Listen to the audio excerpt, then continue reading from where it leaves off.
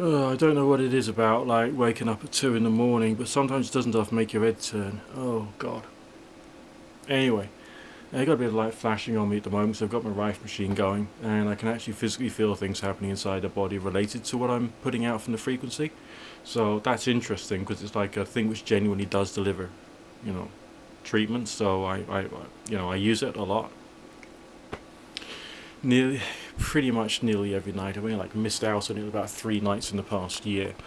But it's good. Anyway, that's beside the point. It's now a question of me talking to you about what is necessary to try and get a better perspective about everything that you're involved in. And I mean all this stuff, all the stuff relevant to this one particular channel. The divination, the scrying, the astral projection, everything. And that is talking to people, you know. Maybe there's someone close to you who you could actually discuss this with in an objective, calm manner. All you have to do is say, like, can we talk? And then maybe you can actually discuss it bit by bit. You've got to choose the person carefully. They've got to have some kind of interest in this and actually be sensitive to you and have a desire for you to be in a state of wellness and to develop some good ideas. Now, you don't have to take on board everything they say, and you certainly don't have to agree with them, but you do have to listen to their perspective, because maybe there'll be something else that they could say which could possibly steer you forward. And it just takes 3 little words, and that's, can we talk? Okay? It could be someone even in your family life, for all we know. Alright? There's always going to be someone who's going to be there to help you somewhere, at some point. Choose with care, but there are some people out there. I mean, some people say that you should. I mean, in my early days, this was tragic. I used to read books, and we're talking about when I was like 18, 19, that sort of thing. A very, very stupid age to be, really. Because if you're 18 or 19, you're certainly not a grown-up. You may be an adult, but you're not a grown-up. And I certainly wasn't a grown-up when I was 18 or 19. Definitely not. But I read these books, and they would say things like, often, the magician wants to gather together with other magicians who they can, go along the same magical path together. In my experience, there aren't that many people out there who are much more or less than just religious lunatics. So therefore, you put yourself in their company, and then, you're going to become a religious lunatic too. You can have their words coming out of your mouth. Because you decided that their ideas are somehow authoritative. And that doesn't necessarily work because, we're human beings, we're human animals. We got issues and problems and baggage and associations going back as far as the eye can see. This is what we are as people. So, even like a really educated person can sometimes have an emotion or a thought or a feeling which leads them down a path of discovery which isn't necessarily all that good for them. Okay, you need to find people who are maybe in your community or associated with your community, who you can build a friendship with and who you can hold objective conversations with. It's difficult to find these people, to be honest, and most conversations you have with most of your friends will not be that intense or that deep. So the person's got to be relatively special, and they've got to be willing to try and help you, and they've got to be willing to try and be there for you, because you can have an idea inside your mind, okay, and the idea can seem brilliant, all right, and in your mind's eye it's all perfectly thought out, and all the situation, the path forward is all there, but hey presto, you're missing out on a few details or a few facts or a few points of view, or you haven't done enough experimentation or learning to be able to get together all of the thoughts and feelings and understanding that you need in order to be able to see things with great clarity. That's why the human animal needs a village. It's said that we need about 150 people in our, associated with our communities, and I'm a member of a few things. I haven't quite got 150, but either way, we try and select good quality people to meet and good quality groups to go to and all that kind of stuff, just so that we can be grounded and we can get ourselves different life experiences and different social experiences and carry on building ourselves up. But sometimes you need a bit of guidance. All right, there could be someone close to you who would be willing to listen if you were to just start talking these things through. Sometimes you may feel that You're going through a time of like identity issues, and you're not concerned what you think. Maybe the previous ideas that you had just don't quite hold water as much as they used to. And now you're thinking to yourself like, what am I now? What should I be thinking, and how should I, what is my sources of inspiration or identity going to become? Then again, it just takes talking things through with people, and it's a bit of a journey, and sometimes it can be rather difficult, especially if you've like, had to challenge some particular strong points of view you previously had. But it's all about growing into a new form. It's not a question of like throwing away all the things which is near and dear to you and has importance to you. It's a question of keeping those things in your life, but understanding them with a certain level of clarity of thought, maturity, looking at things differently, putting ideas to the test. Okay? You have to put ideas to the test, otherwise it's just an idea inside your head. And humans can literally develop schizophrenia just through cognitive issues. Alright, just through the thoughts which they've been told to have, or the ideas they've been told to have. And sometimes it's not worthwhile thinking along those lines, okay? I mean, my attitude became all about experimentation. It became all about experimentation because I knew full well I didn't know anything. And I knew full well I couldn't know anything apart from through experimentation and trial and error. And so that's what I did. So essentially my witchcraft, or whatever you want to call it, I know the Christians will call it witchcraft. I just call it experimenting with nature. I mean, that's all it is really. Is to do with seeing what happens. Okay, so there's a thing, and I try it out, and I see what happens, and I try and build up an understanding based upon what happened. Alright, but if you build an understanding based upon what's happened, but you've only been receiving mythology, dogma, doctrine, all these things will be like, just like that the book written by that exorcist lady. These things become part of your operating system. They become the filter by which you see things, by which you perceive. Okay? And sometimes we get it right, and sometimes we get it wrong, and sometimes we run with something, and sometimes we seek approval from people that maybe we shouldn't. And sometimes we try and be people that maybe we're not actually, we never were all along, but we somehow feel for whatever reason it's right to be that person. But in doing so, are we actually thinking about the consequences of our actions and how we're steering ourselves forward?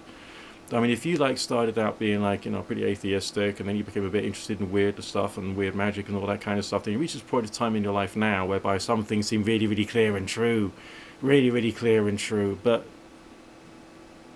you get it to that point, and then you can go further, because when things are really clear and true right now, they may not be, but you think they are, and that's because it's easy to end up in a state of self-delusionment.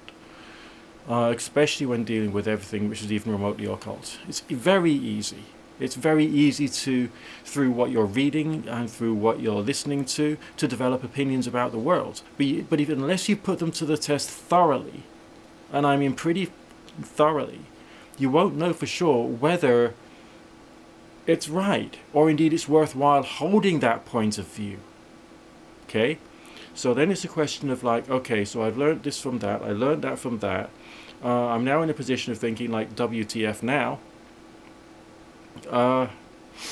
And so you have to build it up, you have to construct it, yourself, which is basically what you should always have been doing, and not just relying upon what other people have said or have written. Does that make sense? I think it does.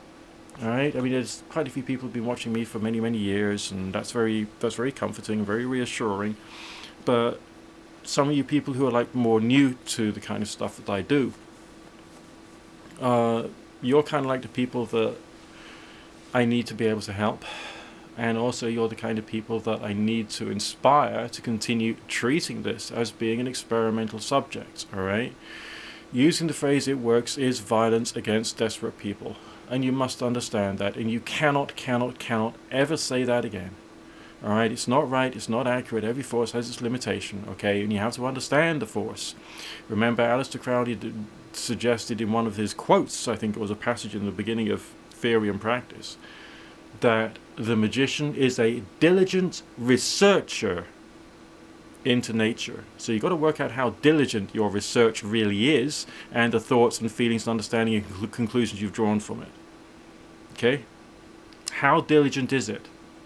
Or is it influenced by what you've read, someone you've spoken to, someone who turned around to you and said it works, and made it seem like it's culturally okay to use the phrase it works, when it's intellectually and morally reprehensible in every possible way?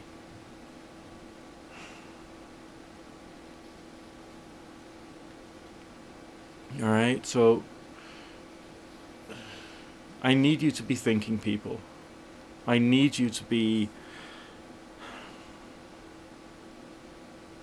people who are curious about this subject, about the supernatural, paranormal, spiritual healing, divination, astral projection, all the whole stuff. Be curious, experiment, experiment. But remember to use your language in a manner which is like better for science to eventually understand what we're talking about. Okay? You don't want to just go out to other religious lunatics. No. It's not going to help anything. Alright? It's not going to help the expanding the knowledge and the understanding of what the subject is about, or indeed about what the energy and how the energy relates to life and relates to consciousness, and WTF are these sort of hypothetical spiritual beings that we actually seem to engage with and have experiences of. We got too many questions. We're not in a world of answers. There's plenty of people willing to give you answers. There always will be. Alright? During my young days, when I go to pubs and I drink, which I don't do now, I've been off that stuff for rather a long time. But in those days, there's always someone who's prepared to give you some information. Always was. Doesn't matter which pub, doesn't matter. There's always somebody who knows something and you're wrong. Always, yeah. And they know something. That's just a bum move on their part, because what they're trying to do is make themselves feel good and make you feel bad. Make them feel superior, make you feel inferior. When in fact they're probably speaking from a position of very ignorance, understanding. But that's the same with all the people in this same world which I, by the way that history has worked out, inhabit. And I'm ashamed, really, of so much which is present within this world. Okay? The magical, the occult, the pagan world, the radionic world, it all has problems. And we need to be people who are going to be diligent researchers into nature, who can string intelligent thoughts together and start finding out what is true, or hypothetically true, or what we can put to the test and what we can experiment with, rather than going around the world trying to convince everyone that we're really scary witches. Oh yeah, I've got so much power, I'm so powerful, yeah. Using the phrase magic words is like taking a wad of notes and shoving it in the face of a homeless person, shoving the wad back into your jacket and swaggering off. You feel good, they're hurt. It's an act of violence against the desperate.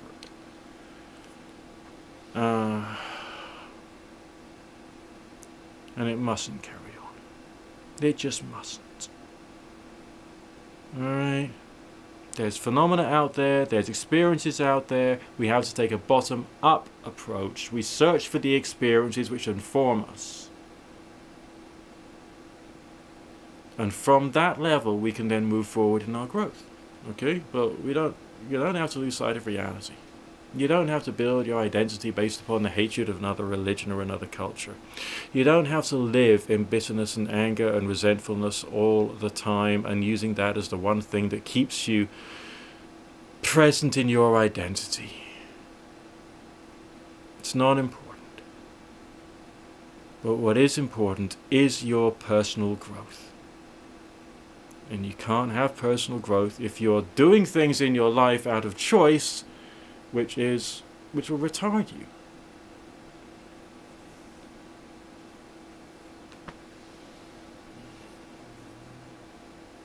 I mean, taking into account how much damage is done by the phrase magic works and the power of prayer works and the rest of it. It does scare me rigid.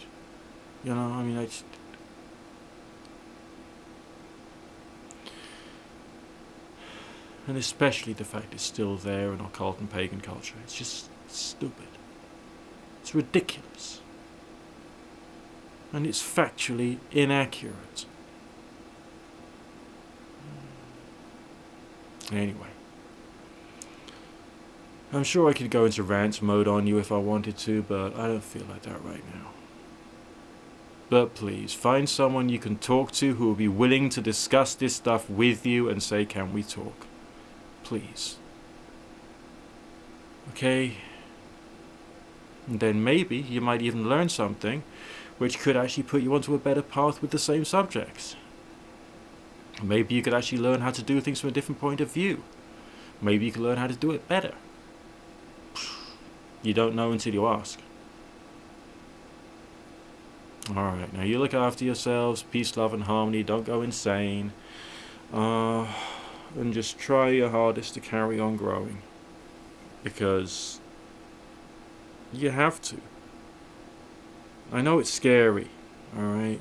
You know, you gotta look at yourself, you gotta see the things that's wrong on the inside and try and clean the bowl out from the inside, as JC once said. So it is said according to the Bible. Can't remember which book that's in, Matthew probably. But you know, we all have to do it, irrespective of faith. It's part of being a human, part of growing up. And none of us stop growing up. And because of that, we got to look at where our obsessions are and our master plans. And we got to see them clearly. Okay? But, you know, find someone to talk to.